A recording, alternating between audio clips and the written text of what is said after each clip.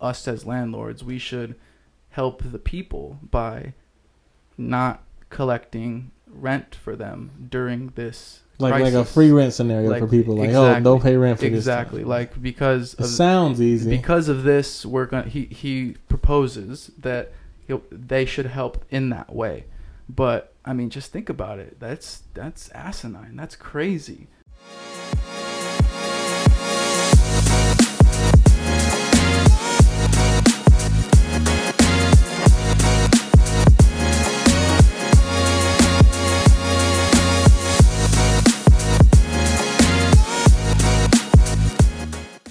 Yo, what up, bro? This is your man Chaos on the MIC. This is the Financial Elite Podcast, episode 3.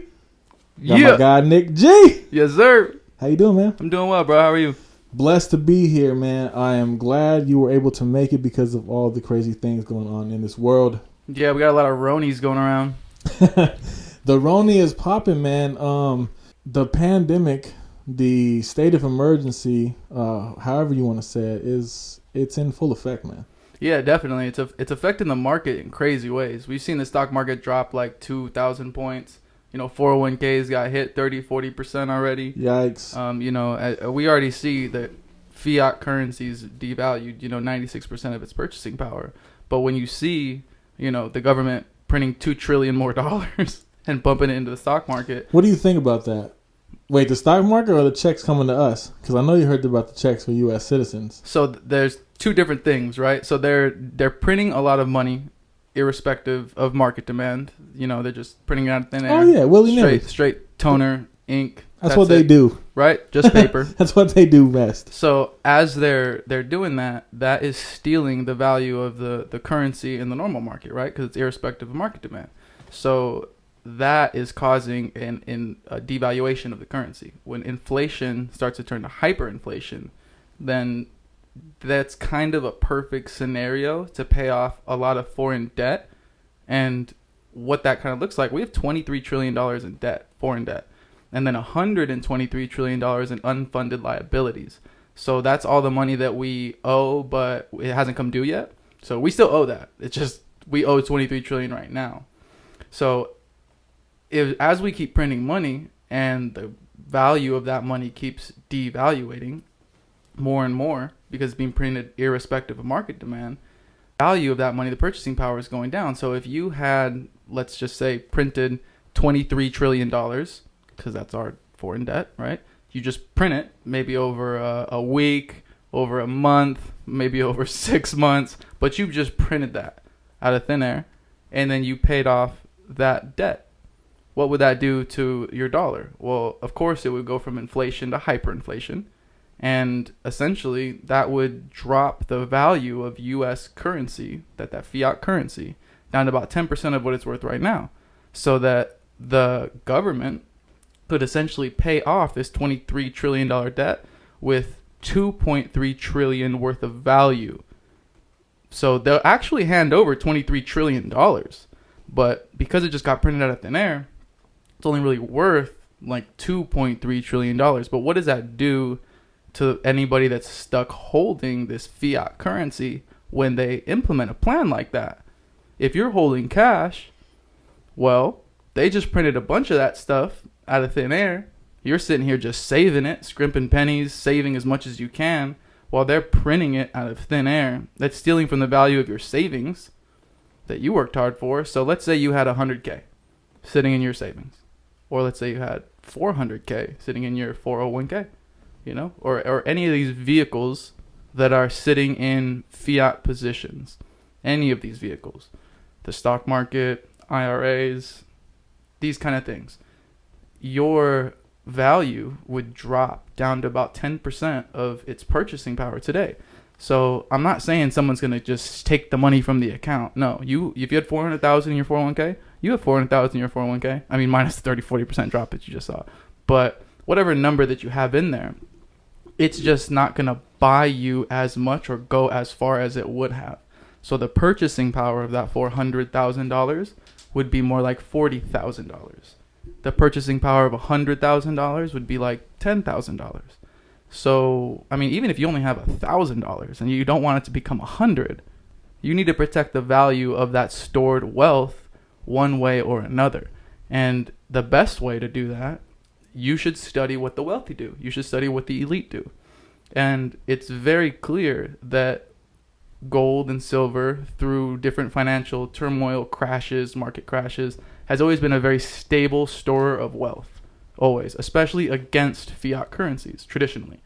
Whenever a fiat currency gets like printed crazy and like goes to from inflation to hyperinflation, you typically see the people that no longer trust that government that's printing all that money, and they don't trust the power of that fiat currency anymore. They'll stop using it and they'll go back to something they do trust, and something that is trusted, that stood the test of time and held its value against these fiat currencies, has been gold and has been silver. It's been this real money that Article 1, Section 10 of the U.S. Constitution says is real money, not these fiat currencies. So what you could do is follow what these elite are doing. They're buying real money. They are investing, co-vesting, two different things, but they are, however they're doing it, they're acquiring precious metals, gold and silver, because they're painfully aware that their $1 million, $10 million, $500 million could become 10% of what it's worth right now.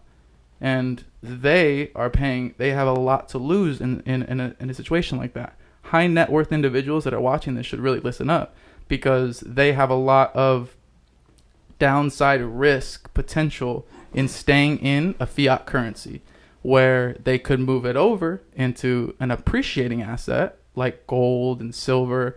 These things that we see not only hold wealth value, but they also are appreciating. And if they're going to do that, make sure that you put it in trust, because remember the Emergency Powers Act. That's all I want to say. Yeah, for sure. Which you can refer back to episode 1 and 2 about. Don't lose that money. Straight up. So what's happening specifically because of the Rony? What are we seeing? What's going on? We're seeing a lot of people being held into their houses because of mandatory government, like quarantines or mandates, like, these kind of things. You can't go to the bars, you can't go to the nightclubs, you can't go to gyms, you can't go to restaurants. Exactly. Restaurants can't do dine-in. Exactly. Here in Arizona, it's getting crazy. Hotels are closing. Yep. Flights are canceled. There's a lot of sporting events. Are all down. They canceled pretty much all sports for the year. Yeah, I mean, we'll see you next season. Yeah, it's getting wild. So School's done for the year. It's already almost May. They might as well. Exactly, right? But it's impacting a lot more than just that financial market that way, because, I mean, our supply chains are getting affected when people get scared like this. They start running to stores, buying, like, toilet paper, hand sanitizer. I was at the store today. There's no meat. Like, we work in a grill, and I had to go to 3 different stores to finally find something to grill. Oh, literally, no. I was, like, not even trying to be picky.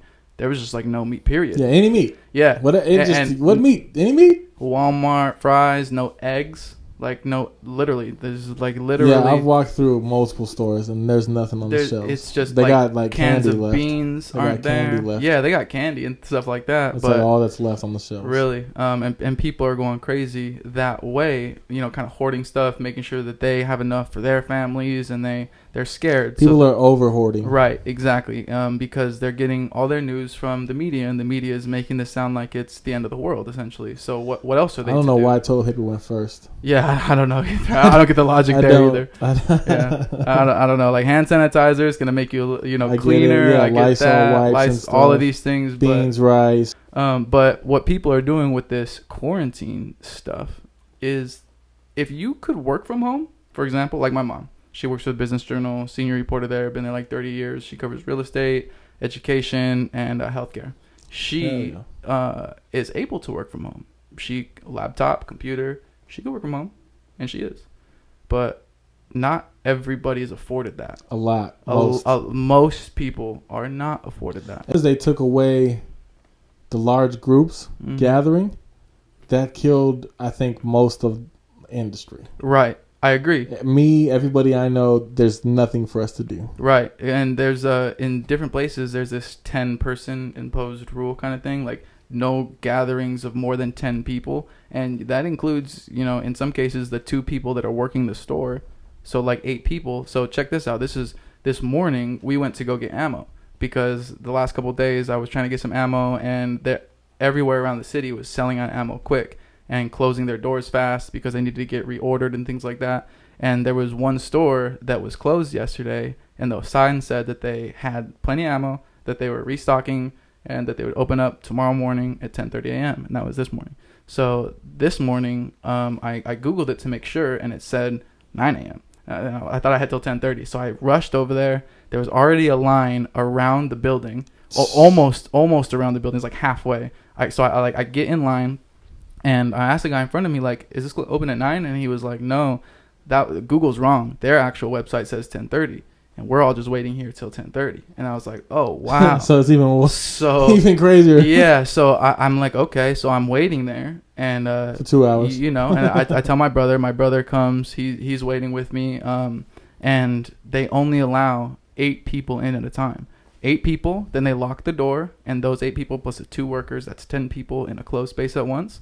They let them shop, and as people leave, they let 1 person, 2 people, no more than 10 people in there at once.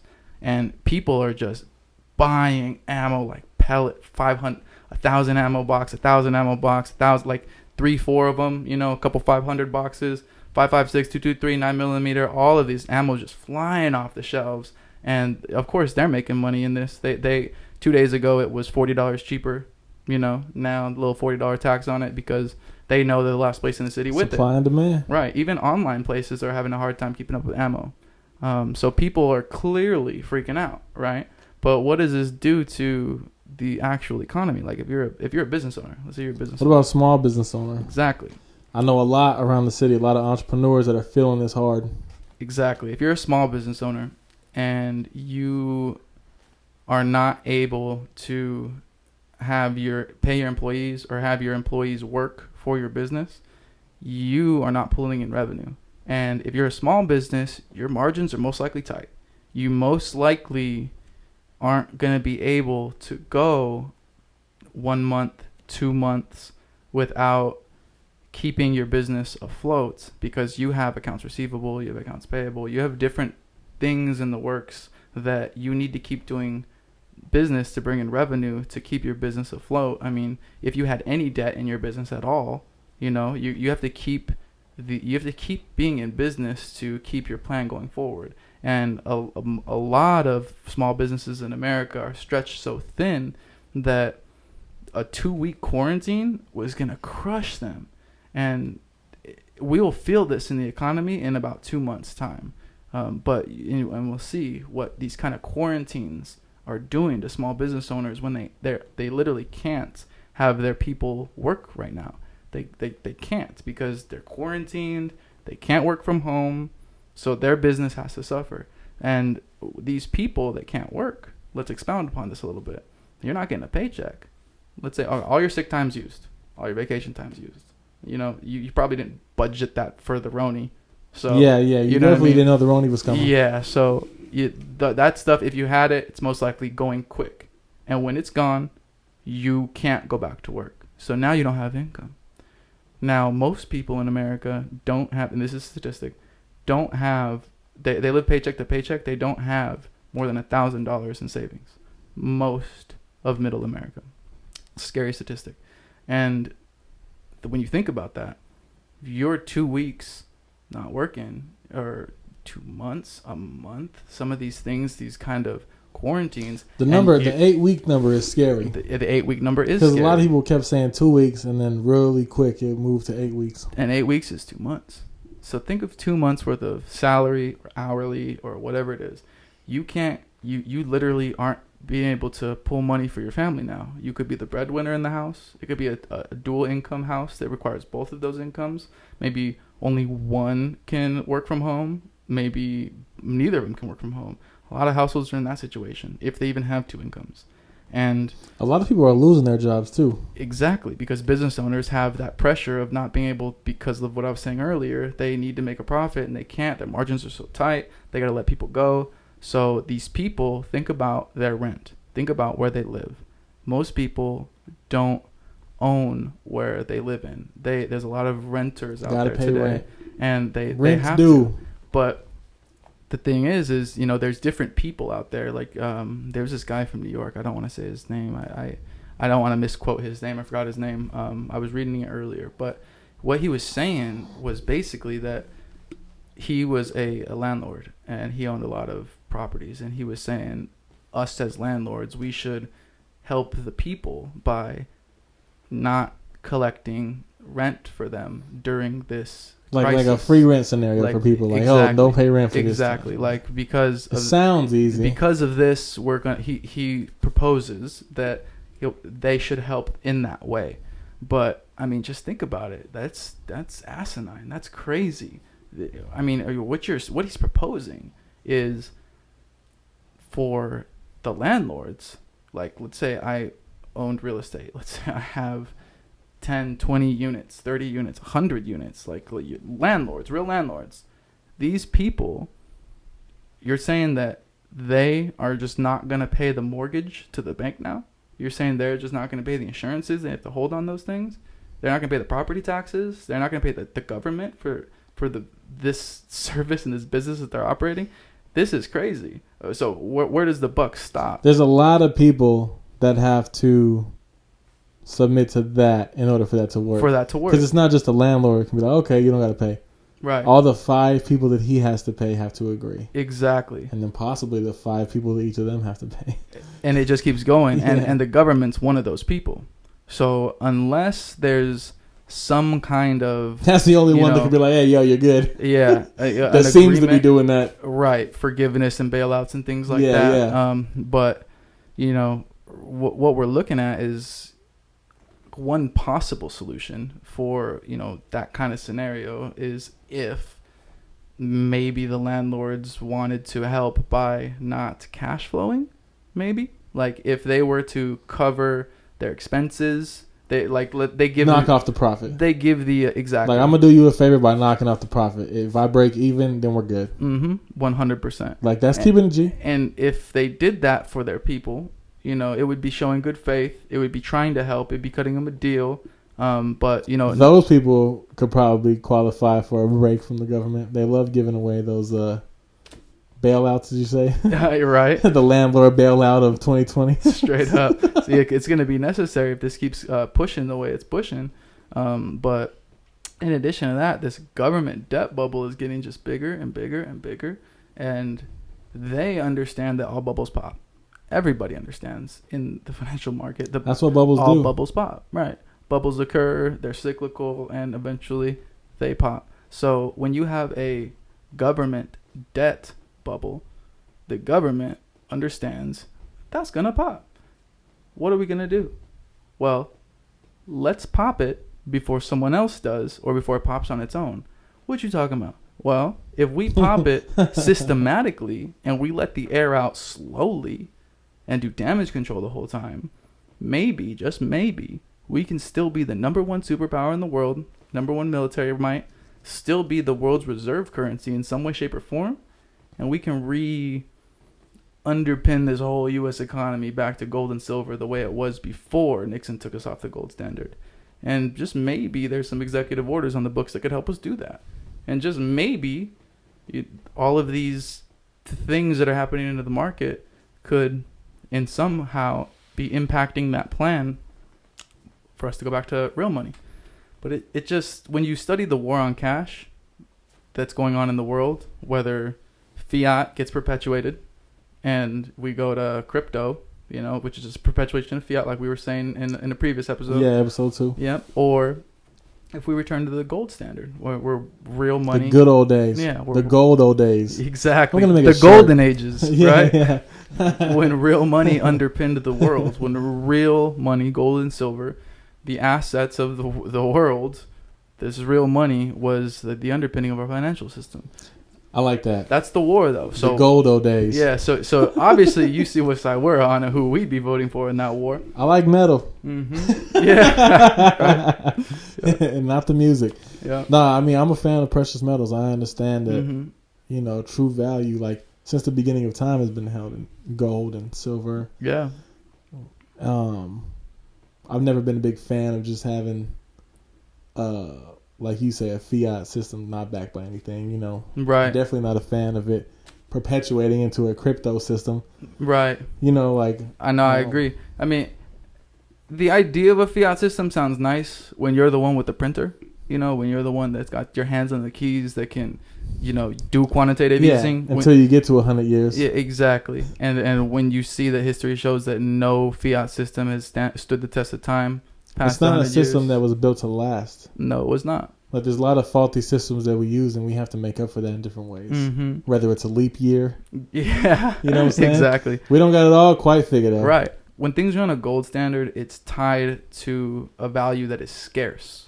Gold is scarce. Silver is scarce. There's an actual amount of it. There's only so much of it in the world. A finite amount. Exactly. And you can only mine it out of the ground so fast. It's not something that you can just... You think we got most of it? I think we got a lot of it. I think we got a lot of it, but there's a lot of veins under the ground, gold mines. You know, the people that do surveying and assaying of land and stuff, they know where a lot of the gold is, and there's a lot of gold mines being mined right now. You know, but it's a slow process to get gold out of the ground. It's an arduous, tedious process, and it takes a lot of money to do that. It takes a lot of equipment to do that, and it's just a long, slow process. But when you go to fiat, you know, you're able to just print things with paper, toner. It's not so long and hard. So because of that, like, very simple principality there, you are able, when you go to a fiat system, to see humans, you know, absolute power corrupts absolutely. The greed of man has never allowed man to not screw up the fiat system. Every time man goes to fiat system, his greed wins out, and he ultimately prints more money than irrespective of demand, because he always has a justification for it. You either want to do something diplomatic, or, you know, you want to go spread democracy around the world, or you need to do a war, or something. Or you want to make times easy. Unfortunately, the people have to deal with hard times. Yeah, exactly. Like, if we run out of money, then we ran out of money. You have to budget now. We need to fix it. Exactly. You can't just print more and band-aid that, right? But that's not a solution. Exactly. It's just a band-aid. And right now, the band-aids, it's like we are bleeding. We got gunshot wounds, and we're literally like almost like about to bleed out, and we're just on the verge of dying, and they're trying to put band-aids over gunshot wounds. And that's not something that's... Little band-aids, like mini little toe band-aids. Yeah, like you can still see the hole. Not even a good-sized band-aid. Yeah, you can still see the hole under the band-aid. Yeah. It's not fixing anything. Dripping. And so this is not a solution to what the symptoms are, what the problems are. This is not going to work. So what you need is real solutions. And we're trying to present solutions to the people during times like this, so that we can show them how the wealthy and the rich cash flow, what vehicles they use to cash flow, and how they stay rich. Exactly. The structures that they use, the jurisdictions that they use. Ours is a sovereign ecclesiastical trust account, an IVA account. And unlike all the other financial gurus out there, they would love to spit financial knowledge at you and tell you all the things on how to make money, what to do, how to get rich, and all these things. But they won't give you the vehicle. They won't say, hey, come make money with me. I'm going to show you exactly what I did step by step, and I'm going to break it down for you. And here's the vehicles I used. Here's the systems I used. I'm going to teach you, and let's get this money together. That's what we're doing. That's the important part. Like you said, so many people get on camera, and they'll tell you what they know, and then they'll just leave it at that. 100%. Well, we're going to tell you what we know and how to do it. Exactly. Come do it with us. Exactly. Show you the vehicles. I literally was just talking to somebody today who appreciates that we have this podcast finally out. Yeah. And he's like, for so long, there's never that call to action. There's never the meat. There's never the... Right. He just watches all these hours and hours of videos, but there's never any actual, like, yo, come do this. Right.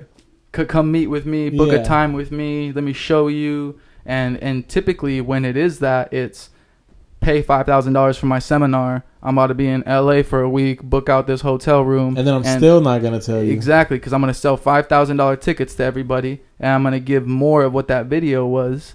but not actually give them a vehicle at the end. It's more of the same. But you just paid $5,000, $10,000, $20,000 for an executive ticket to go to that seminar. Some crazy amounts. Exactly. And so this isn't that. This is free. I'm giving this to you for free because win with us. Exactly. And the difference is I don't make money on the knowledge.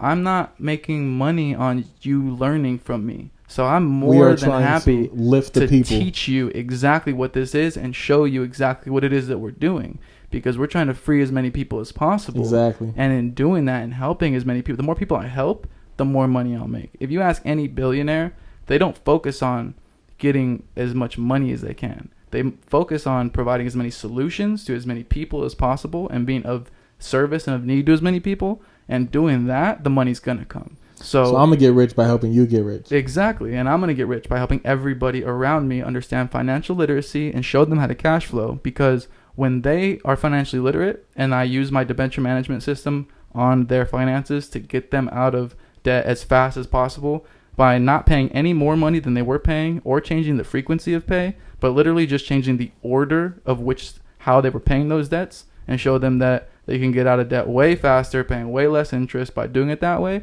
Then, now that they're out of debt, I can show them, now that they have more of a net operating income, I can show them what to do to cash flow, show them the vehicles I'm using, because now they can actually participate. We can cash flow together. We can qualify for bigger properties. We can syndicate bigger down payments for real estate. Our combined net operating income is much more massive than mine alone. So we're going to syndicate together, squish all our money together in trust, and then go leverage it to acquire some real estate that's going to cash flow for all of us. I love it. I mean, I love it. Yeah. That's why we're sitting here. Exactly. Just got to keep bringing it to the people so they wake up. For sure. But the other thing is that, gold is just worth as much as we agree that it's worth.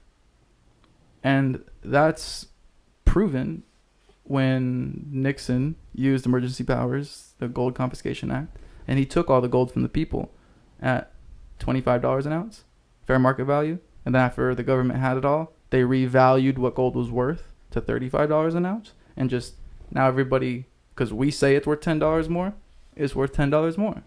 And that's just the way it is. That's the way it now is. It's worth $10 more. So now it's worth $35 an ounce. But you don't have any. And if you do, you didn't sell it to the government, and now you're in possession of an asset that the government has now made a federal crime to own. It's like a prohibition on precious metals. 100% is what it was. It was illegal for Americans to own gold after that point in time. So they weren't able to capitalize on that appreciation. Is that why people got so much bling now?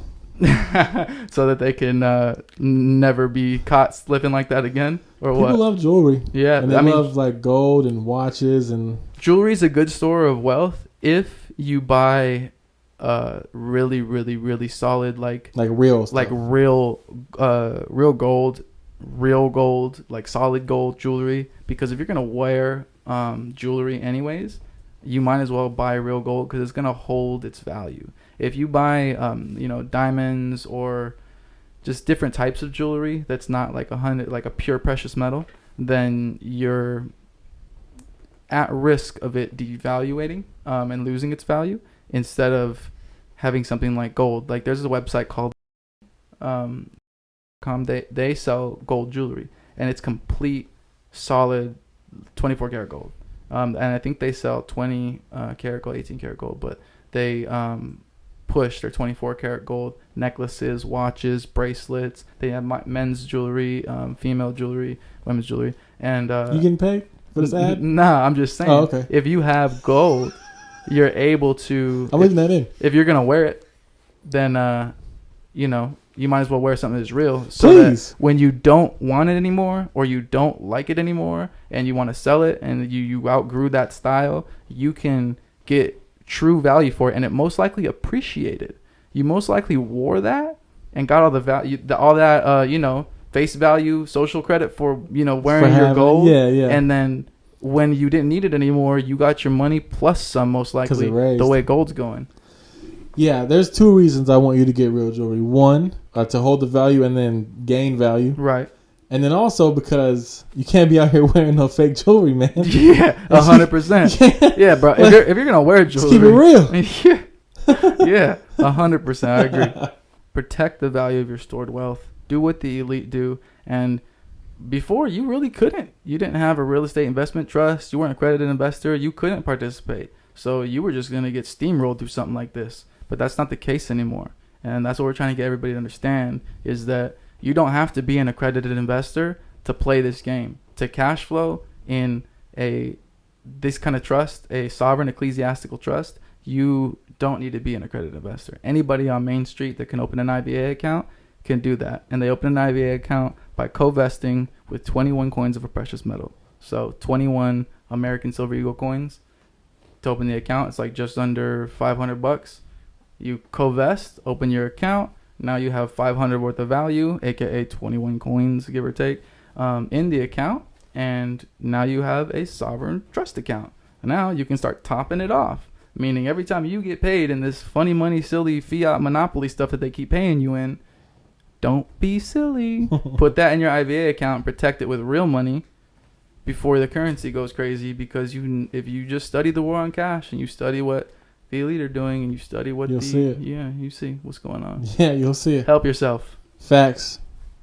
Big facts. Yeah, love you guys. Yeah, man, I appreciate it. Anything else though? That's it, brother. Till next time. All right, we out.